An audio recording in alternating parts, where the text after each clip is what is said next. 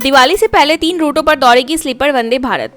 Railway Diwali से पहले दिल्ली से भोपाल, अहमदाबाद और पटना के लिए स्लीपर वंदे भारत शुरू करने की तैयारी में है। प्रयागराज और वाराणसी होते हुए पटना पहुंचने वाली ट्रेन 11.5 घंटे में सफर पूरा करेगी, जहां सामान्यतः 12 से 17 घंटे लगते थे। लंबी दूरी का सफर तेज और आरामदायक बनाने के लिए यह नई सुविधा यात्रियों को तोहफा होगी। टैगोर मोदी शाह की तस्वीर जलाने की कोशिश, टीएमसी छात्र नेता पर भाजपा का आरोप। चंचोल कॉलेज परिसर में रविंद्रनाथ टैगोर, पीएम नरेंद्र मोदी और गृह मंत्री अमित शाह की तस्वीरें जलाने की कोशिश का वीडियो सामने आया। भाजपा ने आरोप लगाया कि यह काम टीएमसीपी के छात्र नेता ने किया। केंद्रीय मंत्री सुकांत मजूमदार ने इसे बर्बरता बताते हुए बंगाली समाज का अपमान कहा। हालांकि वीडियो की प्रामाणिकता की पुष्टि अभी नहीं हुई है। आतंकी साजिश पर एनआईए की बड़ी कार्रवाई, 6 राज्यों में छापेमारी।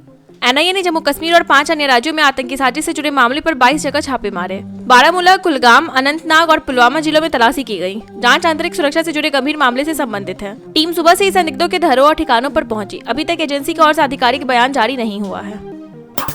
उपराष्ट्रपति चुनाव, एनडीए बनाम विपक्ष, वाईएसआरसीपी ने खोले पत्ते। 9 सितंबर को होने वाले उपराष्ट्रपति चुनाव में एनडीए प्रत्याशी सीपी राधाकृष्णन और विपक्षी उम्मीदवार बी सुदर्शन रेड्डी के बीच सीधा मुकाबला है। दोनों ही दक्षिण भारत से हैं। गैर एनडीए और गैर इंडिया गठबंधन दलों ने अपनी रणनीति तय करनी शुरू कर दी है। संभावना जताई जा रही है कि बीजेपी और बीआरएस मतदान से दूर रह सकते हैं, क्योंकि दोनों दल तटरूढ़ रुख अपना रहे हैं। पंजाब में बाढ़ पीड़ितों पर नई मुसीबत, बीमारियों का खतरा बढ़ा। पंजाब में बाढ़ से अब तक 48 लोगों की मौत हो चुकी है। पानी घटने के बावजूद डेंगू, हैजा, टाइफाइड और हेपेटाइटिस जैसी बीमारियों के फैलने का खतरा मंडरा रहा है। स्वास्थ्य विभाग ने चेतावनी जारी की है। स्वच्छ पानी और भोजन की कमी, लंबे समय तक ठहरे पानी और खराब स्वच्छता के कारण रोगों का खतरा और बढ़ गया है। भाखड़ा बांध का जलस्तर भी ऊंचाई पर है। भारत यूरोपीय संघ एफटीए वार्ता तेज, साल के अंत तक समझौते की तैयारी। भारत और यूरोपीय संघ ने अपनी महत्वाकांक्षी मुक्त व्यापार समझौते को अंतिम रूप देने के लिए वार्ता तेज कर दी है। अगले 1 महीने में 2 दौर की बातचीत होगी। कृषि, डेयरी और वाइन पर शुल्क, गैर टैरिफ बाधाओं और सार्वजनिक खरीद जैसे मुद्दों पर चर्चा होगी। यूरोपीय आयोग के वरिष्ठ अधिकारी भारत आएंगे। लक्ष्य है कि साल के अंत तक समझौते पर हस्ताक्षर हो जाए। वोट चोरी मामले पर कांग्रेस का हमला, 3 संस्थाओं पर मिलीभगत का आरोप।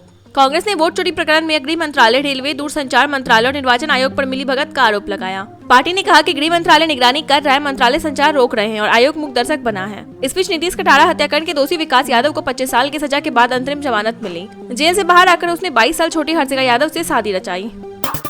सीमाओं पर दुश्मन पर नजर, सेना को मिलेंगे हाईटेक ड्रोन और रडार।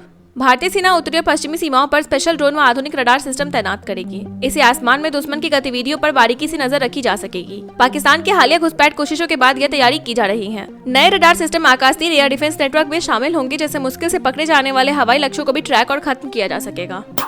मणिपुर में नई सरकार के संकेत, पीएम दौरे से पहले हाई लेवल मीटिंग। प्रधानमंत्री नरेंद्र मोदी के संभावित मणिपुर दौरे से पहले पूर्व सीएम एन बीरेन सिंह और बीजेपी विधायकों ने राज्यपाल अजय कुमार भल्ला से मुलाकात की। बैठक के बाद राज्य में नई सरकार और के गठन की अटकलें तेज हो गई हैं। वर्तमान में मणिपुर में राष्ट्रपति शासन लागू है। यदि पीएम मोदी का दौरा होता है तो यह मई 2023 में हिंसा भड़कने के बाद उनका पहला दौरा होगा। अमेरिका में भारतीय छात्रों और H-1B धारकों पर सख्ती, डिपोर्टेशन का खतरा।